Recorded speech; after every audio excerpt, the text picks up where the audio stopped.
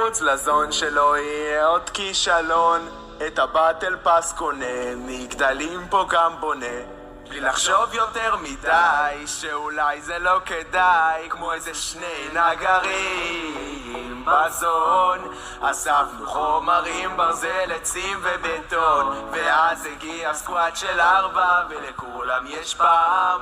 הלך עלינו, כדאי שנברח כבר עכשיו, כמו איזה שני נגרים בזון. אספנו חומרים, ברזל, עצים ובטון, ואז הגיע סקואט של 4 ולכולם יש פעם. הלך עלינו, כדאי שנברח כבר עכשיו, כמו איזה שני נגרים.